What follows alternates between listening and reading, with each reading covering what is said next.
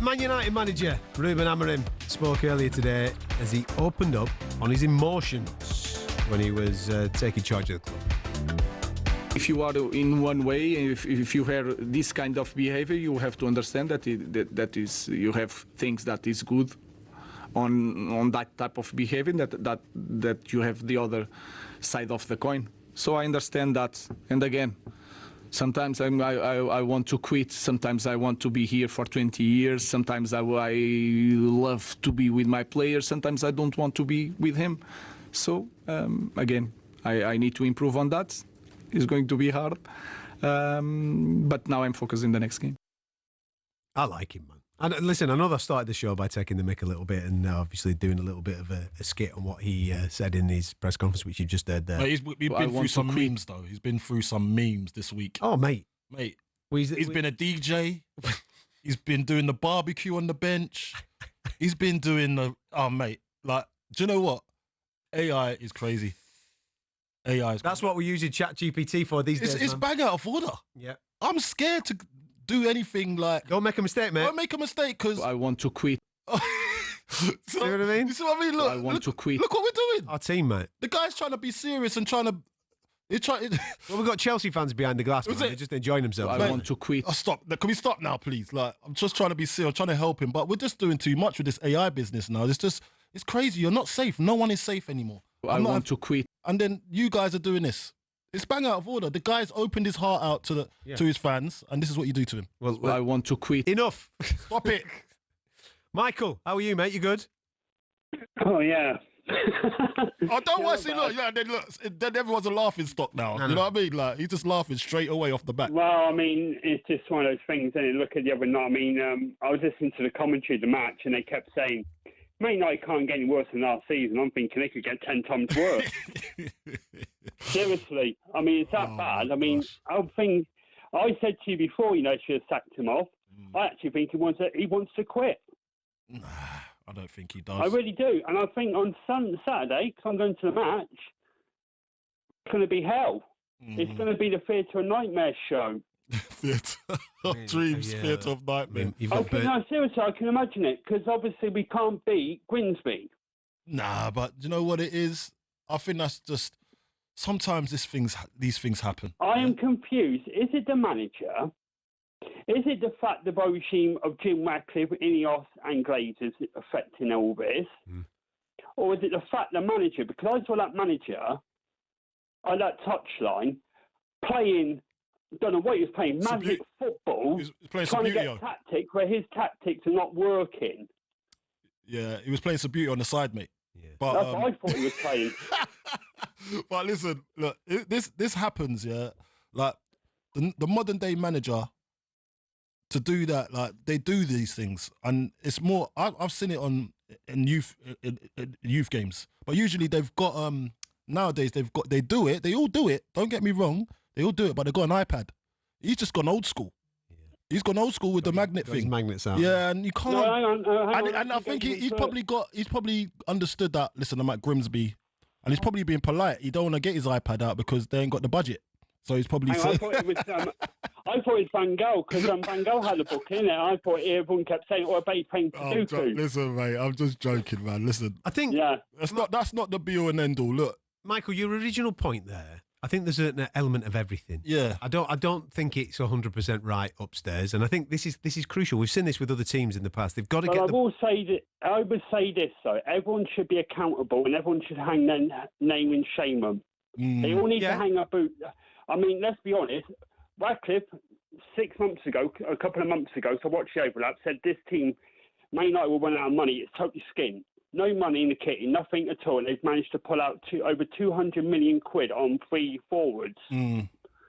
Now, Jim Ratcliffe, on the other hand, is not helped things one bit since he's come in. He's whipped the heart and soul at the club. And I actually think, you know, Kobe mainly want to leave as well now. Well, he asked for a loan. And I don't think he doesn't want to leave. He asked for a loan. He asked for a loan. I don't think he should even thinking that we need him. Yeah, but if the manager said you're not going to be part of my plans and you're battling for a first team place with the captain and the best player in the team in Bruno Fernandes, then he's kind of days are numbered. What's he want to do? Sit on the bench? The problem I have with that, Bruno's not even playing his best position, and that's the problem you got. Players were playing like square pegs round holes again. Right. Last season. Again, this is the point that I was just about to go on to make. First and foremost, you've got to get it right in the boardroom. There's got to be synergy between the boardroom and the dugout, right? That's first and foremost. Once that is there, then there's got to be synergy between the dugout and the pitch. Now, it seems, and I like Amorim, I think he comes across as I like him too. a nice fella, but he's obviously regimented in the way that he wants to play football. All right, he wants to play with three at the back, doesn't he? And he wants to play. That's what he wants to do. Yeah, but having the players for that. And this is the point that I was about to make regarding being rigid. You can't afford to be that. If you have not got the players to play the formation, then you have to show some type of flexibility. The aim of the game is to win the game of football, isn't it? At the start, it might be boring. It might be dull. You might have to do it a certain way. Not the way that you want to do it. But you can grow into it. But within time, I mean, the perfect example that I always refer to with this is when Jurgen Klopp comes into Liverpool. Mm-hmm. He wants to play heavy metal football. You can't play heavy metal football with the players that he's got at Liverpool at that particular time. You have to adapt. Over a period of time, you see people go out the door, you see people come in the door, and then you then get to see the full Jurgen Klopp hit at Liverpool, and it works, and they end up winning the league and Champions League and all that type of stuff. It takes time. It takes a little bit of patience. But from a Manchester United fan point of view, I would be incredibly frustrated if I was a fan, because you can all see the problems. You can all see that it is square pegs, round holes, and you can see a manager that is absolutely sticking to his plan. Now, this is the key thing for me. You've had a summer window now, right? Last season, this team finished 15th. Gets to a European final, doesn't get over the line. It's been a disaster of a season. Let's be dead straight about it. There has been no accountability for the playing staff at all. Now, I agree there should be accountability for people in the boardroom, accountability for people in the dugout, but there's been zero accountability for the people in the playing staff.